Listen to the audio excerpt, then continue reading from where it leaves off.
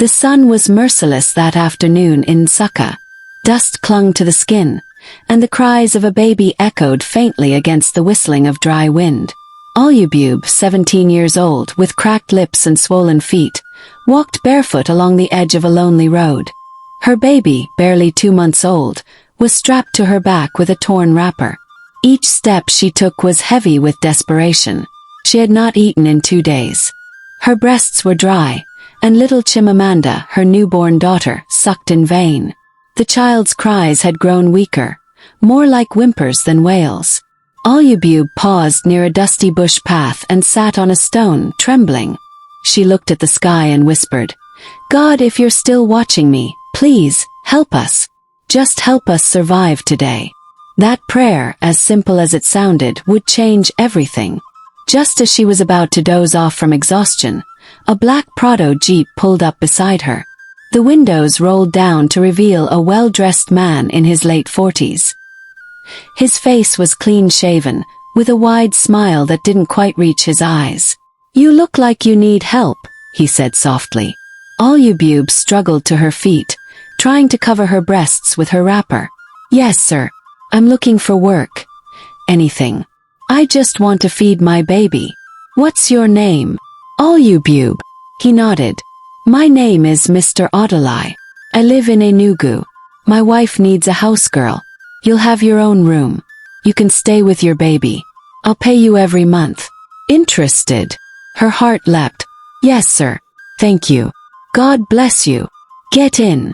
As the car drove off, Oluebube kissed her daughter's head and whispered, "God has answered us." But God wasn't the one behind the wheel. The Adolai residence was like a palace. High white gates, armed security, a compound so large it could host a wedding. The house itself was a 3-story building with tinted glass windows and shining tiles. They took her through the back entrance to a small room behind the house, the boys' quarters. It had a mattress, a bucket, a cupboard, and a fan that barely worked. To Oluebube it was heaven. Mr. Adolai's wife, Madame Uju, was a woman of fierce beauty and colder eyes. She barely acknowledged Oluebube's presence and never looked at the baby with affection. "She can stay," Madame Uju said. "But no noise from that baby inside my house. Keep her quiet or sleep outside." Despite the coldness, Oluebube was grateful. She scrubbed floors, washed clothes, cooked soup, and kept her baby close every moment. But things didn't feel right. Sometimes, she'd wake up to find her door unlocked.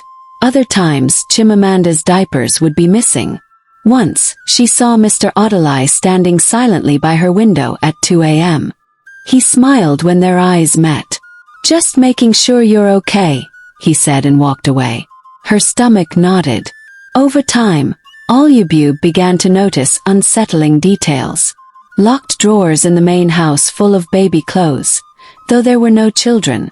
A small room upstairs with toys, a crib, and walls painted with clouds, but always locked. Women in expensive clothes visiting Madame Uju quietly at night, always leaving with large brown envelopes. One afternoon, while sweeping near the living room, she heard voices behind the slightly open door.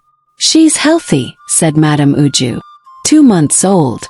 Perfect condition. "And the mother?" Another voice asked. "She's just a maid.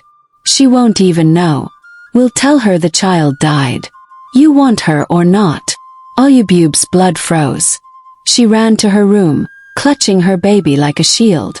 Her body shook. Her teeth chattered. She wanted to scream, but fear stitched her mouth shut.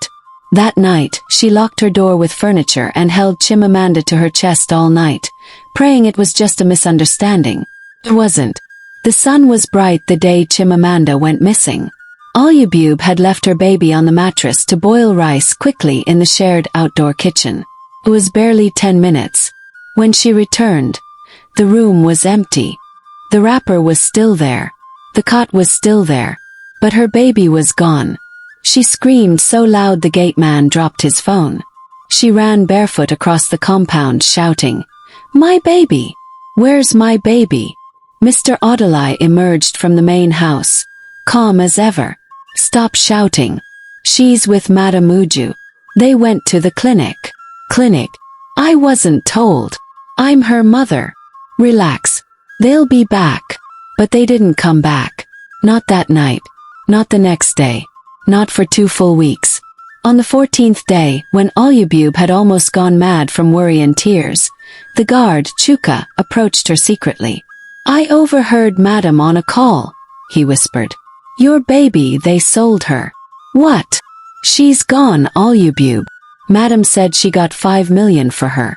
The baby was taken abroad last week. Her knees buckled. She fainted. When she awoke, she packed what little she had and tried to escape. But the gates were locked. You think you can run? Mr. Adelai barked. I took you off the street. You want to repay me with betrayal. He slapped her. Try anything stupid, and I'll accuse you of stealing jewelry. You'll rot in prison. That night, Oluebube pretended to sleep. When the lights went out, she tied her wrapper tight, wrote, "Please forgive me," on the wall with charcoal, and crept out through a back drainage channel. It was raining heavily. She slipped twice and cut her knee. But she didn't stop. She ran barefoot for miles, guided only by lightning. At dawn, she reached St. Teresa's Catholic Church. There, a kind old priest, Father Ease, took her in. When she told him everything, he wept. Father Ease contacted Hopeline, a human rights group based in Enugu. They took Oluebube's case seriously. Within weeks, a full investigation was launched. Mr. Adelai and Madame Uju tried to cover their tracks, but the evidence was too strong. The hidden nursery, bank transfers, the international baby-buying ring. They weren't just criminals. They were monsters. But the biggest challenge remained. Where was Chimamanda? Hopeline discovered that the baby had been sold to a wealthy couple in Texas, USA.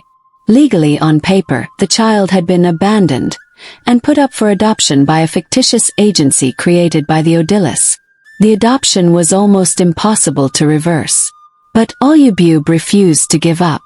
She appeared on live radio, told her story, and made the nation cry. The hashtag Bring Back Chimamanda trended on Nigerian Twitter for weeks. Even international NGOs got involved. Finally, after 6 long months, the adoptive parents, moved by Oluebube's pain, agreed to return the child under one condition. She had to prove she was the mother. A DNA test was arranged. The results: 99.98% match. The airport was packed that day. Cameras, journalists, supporters, police. Oluebube stood at the arrival gate, trembling. When she saw the baby in the arms of the American woman, she didn't rush. She froze. Tears rolled down her cheeks silently. The woman walked to her and said, "She's yours." And gently, she handed her over. Oluebube dropped to her knees. "Chimamanda, I'm so sorry. I didn't protect you." The baby looked at her with curious eyes, then slowly smiled. That was all the healing she needed. Mr. and Mrs. Adelai were sentenced to 30 years in prison. Their entire trafficking network was exposed and dismantled. Oluebube was given a scholarship to study social work at the University of Nigeria, Nsukka. She later founded Light of Chimamanda Foundation, dedicated to helping young mothers and abused housemaids. She became a national figure, a voice for the voiceless. And every night, as she tucked Chimamanda into bed, she whispered, "They tried to steal you from me. But no one can separate a mother from her child. Not even the devil himself." The end.